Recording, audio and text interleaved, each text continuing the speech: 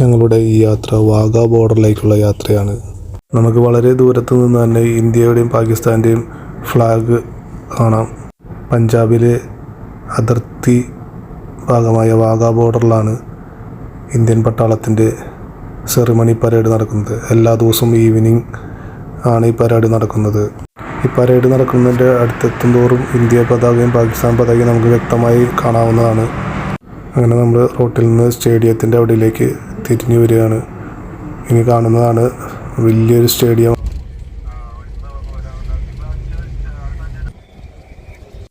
വളരെയധികം വണ്ടികൾക്ക് പാർക്ക് ചെയ്യാവുന്ന വലിയ പാർക്കിംഗ് ഏരിയ ഉണ്ട് അവിടെ. വണ്ടി പാർക്ക് ചെയ്ത് വാഗാ സ്റ്റേഡിയത്തിലേക്ക് നടന്നു പോയിക്കൊണ്ടിരിക്കുകയാണ്. ഞാനും വൈഫും പിന്നെ എൻ്റെ ഒരു കസിൻ ബ്രദറും ഞങ്ങൾ 3 പേര് കൂടിയാണ് പരേഡ് കാണാൻ പോയത്. സ്റ്റേഡിയത്തിലേക്ക് കുറച്ച് ദൂരം നടക്കാനുണ്ട്. ഫ്ലാഗ് നമുക്ക് ദൂരെ നിന്ന് കാണാമായിരുന്നു. ആ ഫ്ലാഗിൻ്റെ അടുത്തേക്ക് എത്തിക്കൊണ്ടിരിക്കുകയാണ്. ഞങ്ങൾ ഏകദേശം 3 മണിക്ക് മുമ്പ് എത്തിയായിരുന്നു. പക്ഷേ വലിയ ക്യൂ ആണ്.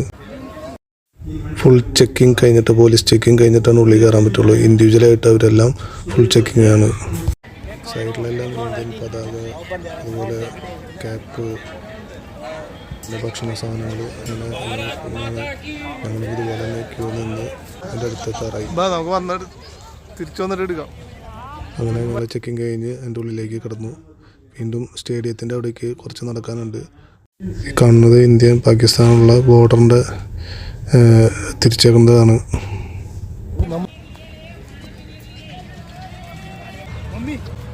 മുന്നിൽ കാണുന്നതാണ് വാഗാ ബോർഡർ സ്റ്റേഡിയം.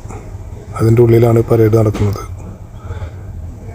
ഞങ്ങൾ സ്റ്റേഡിയത്തിൻ്റെ ഉള്ളിൽ കയറി. ഭയങ്കര തിരക്കാണ്. ഇഷ്ടംപോലെ ആൾക്കാരെ ഓപ്പോസിറ്റ് ആൾക്കാരിങ്ങനെ വന്നുകൊണ്ടിരിക്കുകയാണ്.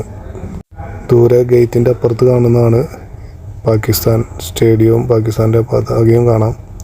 അവിടെയാണ് പാകിസ്ഥാൻ്റെ പരേഡ് നടക്കുന്നത്.